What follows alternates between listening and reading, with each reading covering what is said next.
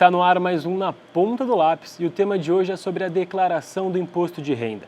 Começo de ano é comum nos vir à mente uma obrigação que gera dúvida entre os brasileiros, que é o imposto de renda. Então, pensando na melhor maneira de você declarar seu imposto de renda sem problemas com o leão, eu estou aqui com o professor de Ciências Contábeis da Faculdade PUC Campinas, Adriano Luiz da Costa. Professor, para começar, para o pessoal que está em casa e não sabe ao certo o que é, né? O que é o imposto de renda, como que funciona a declaração do imposto de renda? Bem, Rafael, a declaração de imposto de renda, ela é um conjunto de informações que o contribuinte tem que mandar para o governo uma vez ao ano. O que acontece é que a apuração do imposto de renda no Brasil, ela tem caráter anual. E ao longo do ano, os contribuintes eles sofrem as suas retenções ali nos seus contra-cheques, nos seus olerites da parte do imposto de renda, têm as suas despesas, os seus gastos, e ao final do período, então, normalmente no início do ano seguinte, que é o caso agora, o contribuinte então tem que fazer a sua declaração, onde ele irá informar para o fisco todos os gastos que ele teve que podem ser abatidos e todos os rendimentos tributáveis que eles tiveram. E a declaração do imposto de renda gera diversos receios nos contribuintes, visto que há diversas mudanças a cada ano, né? E o que mudou na declaração do imposto de renda para este ano de 2024? Bem, veja bem, nós não temos tido grandes mudanças na declaração nos últimos anos. A grande inovação até aconteceu no ano passado, quando nós tivemos ali a inclusão da possibilidade de receber a restituição do imposto de renda via Pix. Então foi uma grande inovação.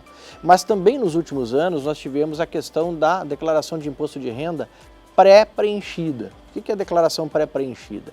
A Receita Federal, ela recebe de outras fontes diversas informações sobre o contribuinte. Então, por exemplo, a empresa que você trabalha, ela informa anualmente para o fisco a DIRF, que é a Declaração de Retenções de Imposto. Essa informação a Receita já tem, mesmo antes do contribuinte fazer a sua declaração.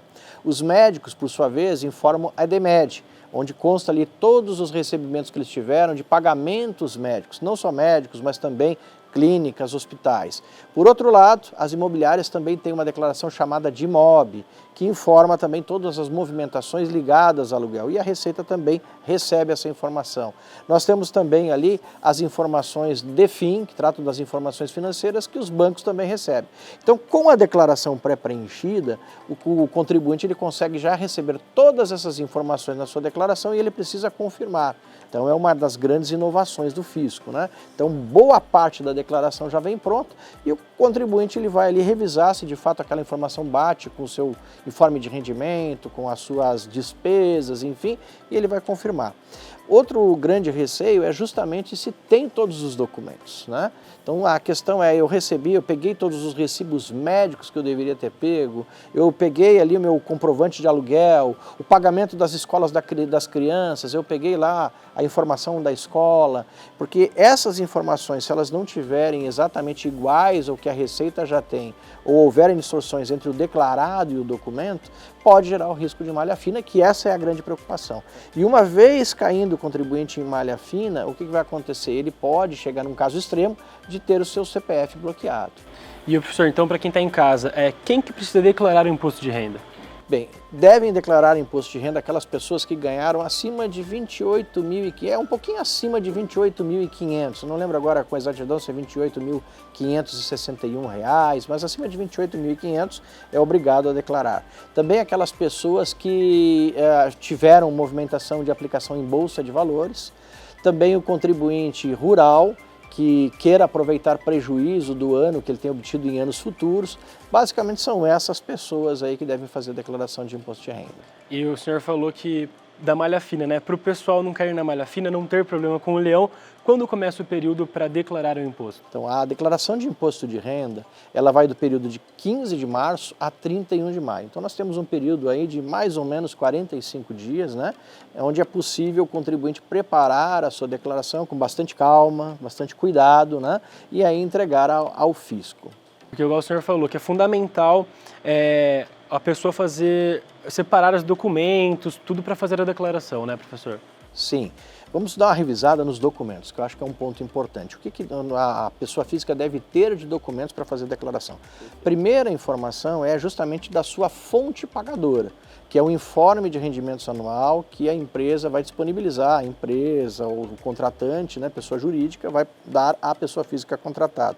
Nele vai constar lá o total de recebimento de rendimento que a pessoa teve no ano, o total de desconto ali de previdência oficial, INSS, também lá a sua contribuição de imposto de renda retido na fonte, que depois na declaração pode ou não virar restituição. Então essa é um dos principais documentos. Outro documento muito importante é, na realidade, a movimentação financeira, o extrato de conta corrente bancária. Então, no banco, nos sites dos bancos, é possível que a gente tenha aí o extrato específico para imposto de renda. Todos os bancos têm disponível lá no seu site, então é importante tirar. Lá nesse extrato vai aparecer o saldo da conta corrente no período anterior, o saldo atual, vai ter ali as movimentações de empréstimo, se houve, ou pagamento de parcelas, então é fundamental. Além disso, também as despesas médicas, nós já tínhamos falado um pouquinho sobre isso, né? Então, nas despesas médicas, o que é importante? O contribuinte ele deve ter guardado numa pasta, ou criar o hábito de organizar, ter ali todos os recibos que foram feitos ali com gastos com consultas médicas, pagamentos ali de exames laboratoriais, cirurgias, internações, qualquer tipo de consulta, né? Então é importante guardar esses documentos para poder informar na declaração. Outra questão muito importante vem também ligada aos dependentes. Então, quando for informar o dependente, ter em mente se esse dependente tem algum tipo de rendimento ou não. Então nós vamos falar depois em mais detalhes disso, mas há situações que é melhor não informar o dependente, certo? Além dessa questão do dependente, temos também as despesas, os gastos escolares, né? Não somente dos filhos. Eventualmente o contribuinte está fazendo uma faculdade, um curso profissional, ele pode abater essas despesas, tem a limitação ali, independente do gasto que ele teve anual, tem uma limitação de R$ 3.200. Mas, desde que ele tenha os recibos, é mais um fator que pode ajudar a reduzir aí os seus gastos. Outra documentação muito importante, que pode ser que venha no próprio informe de rendimentos da empresa, ou em alguns casos a pessoa mesmo paga, é o plano de saúde. Então, se a pessoa é empregada e tem o desconto de plano de saúde em folha de pagamento, no informe anual que vem da própria empresa, já vai vir ali informado qual é o valor que foi descontado e que pode gerar o benefício. Aí tem que ter um cuidado, porque muitas vezes tem a participação da empresa e a participação do empregado. Então o empregado ele tem que informar esses dois valores, mas o que vai gerar benefício para ele é justamente a parcela que ele está contribuindo, a parte que ele sofreu o desconto em folha de pagamento, né? E se ele tiver contratado um plano como pessoa física, privado, que ele não sofra retenção, é importante também declarar esses gastos de acordo com os recibos, os documentos que ele tem. E, professor, existem duas plataformas para fazer a declaração, o Meu Imposto de Renda ou o Programa Gerador de Declaração? Na realidade, nós temos três possibilidades. Sim, nós temos hoje a possibilidade da declaração online, né, onde o contribuinte ele acessa o site gov.br, dentro da área Meu Imposto de Renda, pode usar o seu smartphone, né, e fazer essa declaração já na hora ali. Normalmente quem escolhe essa metodologia é quem tem uma declaração mais simples, né? Você pode adotar também a questão de baixar o aplicativo no celular, e aí você vai poder fazer a declaração no celular. No celular você vai poder também baixar a declaração pré-preenchida, ou então a terceira forma, que é baixar o programa no computador, né? E, professor, você falou da declaração simples. Qual que é o mais indicado escolher, a declaração simples ou a declaração completa? Isso é uma boa pergunta também, que gera muita dúvida aí no pessoal, né? Então vamos entender um pouquinho. Na declaração simples, o governo ele dá um abatimento geral sobre os rendimentos na casa de 20%. Certo? Então você vai pegar seu rendimento tributável, fazer os abatimentos que já vem ali no seu informe de rendimentos, do INSS, enfim, e desse montante o governo ainda vai descontar 20%. E aí vai sobrar a base tributária para calcular o imposto do período. Então, se você tem uma declaração onde você não tem filhos, não tem dependentes, não tem despesas médicas, não tem gasto com educação, possivelmente esse modelo tende a ser o melhor para você. porque você vai ter um desconto normal ali de 20%, que na declaração completa você não teria. Já na declaração completa, nós temos a possibilidade de abater tudo isso que nós falamos, né? Você vai abater lá as despesas médicas, vai abater as despesas com educação, vai ter ali a questão dos dependentes, você também tem pensão, né? Aquela pessoa que teve algum problema de relacionamento, separou, tem a pensão, também vai poder abater. Então a análise, a grosso modo, é o seguinte: se o montante de gastos que você tem para abatimento do imposto de renda, ele supera os 20% de desconto automático da declaração simplificada, vale a pena fazer a completa. Se o nível de despesa que você tem para abater do imposto de renda é pequeno, vale mais a pena você fazer a declaração simplificada. E, professor, as principais dicas para não errar e cair na malha fina é cuidado com os erros de digitação, declarar mesmo os rendimentos isentos, quais seriam as dicas? Sim, bom, veja, como já falamos, a Receita hoje tem um emaranhado grande de informações que ela recebe. Então a primeira dica já foi dada, que é dentro do possível a pessoa usar a declaração pré-preenchida e conferir os dados. Mas para quem não usou ou não tem acesso à declaração pré-preenchida, ou mesmo para quem usou a declaração pré-preenchida, é importante a gente entender o contexto da declaração. A declaração de imposto de renda, ela pega todos os rendimentos, mas ele também pega a evolução patrimonial. O que é a evolução patrimonial? Olha, eu recebi no ano 100 mil reais. Eu tinha uma casa antes de 100 mil reais e aí eu troquei aquela minha casa por uma casa de 200 mil no ano. Ora, eu recebi 100 mil e agora eu comprei um imóvel de 200 mil. Essa conta não fecha, porque esses 100 mil que eu recebi no ano, ele tem que ser para que eu sobreviva. E aí é lógico, eu vou trabalhar para sobrar um pouquinho. Então não tem origem desses 100 mil adicionais. Então aqui a gente tem um exemplo de uma declaração que possivelmente teria problema. Agora veja bem, eu ganhei 100 mil no ano, eu tinha um imóvel de 100 mil, agora eu comprei um imóvel de 200 mil. Mas na ficha lá de ônus e de dívidas eu tenho um financiamento que cobre ali toda essa questão de falta de capital, né? Então vai ter a justificativa. Eu troquei um imóvel, eu tive um incremento patrimonial, mas ao mesmo tempo eu tive um incremento de dívida. Então no residual, praticamente eu não tive incremento patrimonial. Então esse é um cuidado. Até porque quando há uma informação de patrimônio, de um crescimento patrimonial na declaração, que ele é além daquilo comprovado de recebimento e não tem contrapartida de contratação de empréstimo, é considerado um acréscimo patrimonial sem justificativa. E ele é considerado pela Receita como renda e vai ter a incidência de imposto de renda. Então aí cairia essa declaração na malha fina. E o professor, a pessoa fez toda a declaração do IR e agora como que ela faz para consultar o imposto de renda?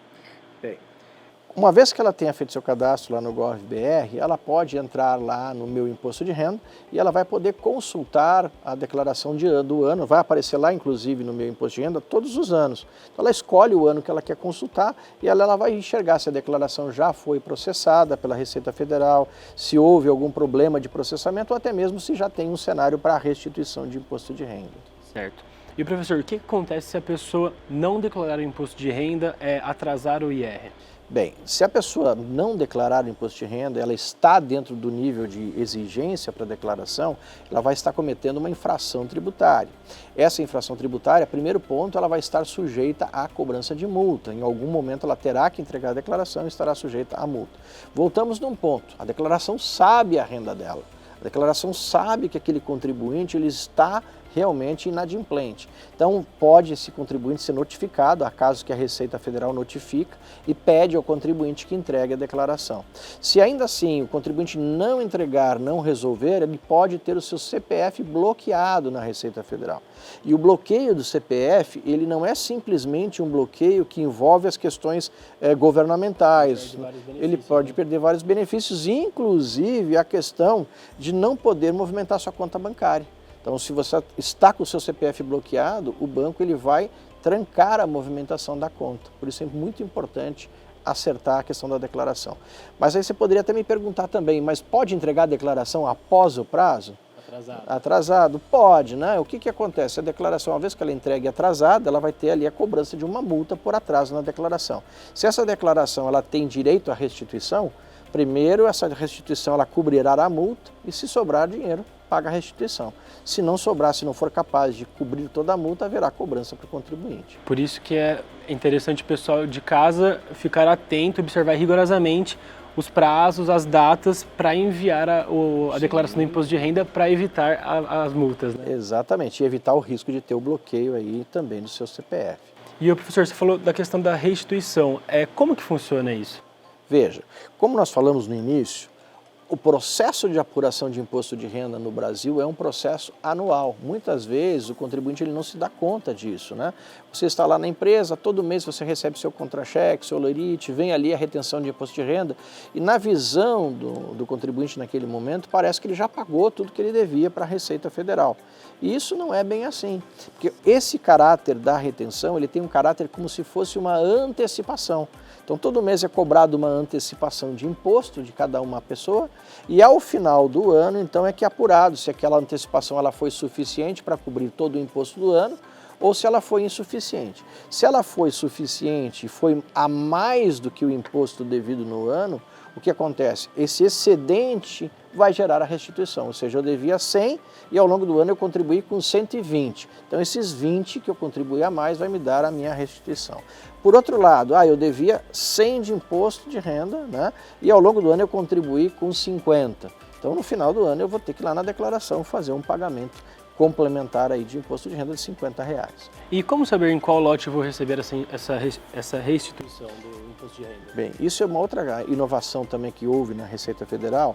Primeiro o lote ele vem para as pessoas ali acima de 80 anos, depois o segundo lote já vem para as pessoas entre 60 e 80 anos, mas junto com esses lotes, aquela pessoa que colocou o seu CPF como chave de Pix, ou seja, o Pix é o número do CPF do declarante, ele também estará entre os primeiros a declarar.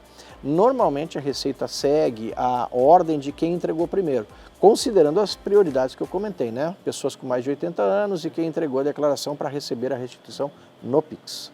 Professor, é isso então, muito obrigado por todas essas dicas, essas explicações sobre a declaração do imposto de renda. Espero que o pessoal de casa tenha anotado tudo certinho para não cair na malha fina, né, professor? Com certeza, esperamos que tenhamos contribuído aí da melhor maneira possível. Professor, mais uma vez, muito obrigado, viu? Muito obrigado a você, muito obrigado à TV Câmara, foi um privilégio ter estado com vocês. É isso então, obrigado. Pessoal, não se esqueçam de nos seguir nas redes sociais, no Instagram e no Facebook TV Câmara Campinas e também de acompanhar toda a nossa programação no nosso YouTube TV Câmara Campinas. Um abraço e até mais.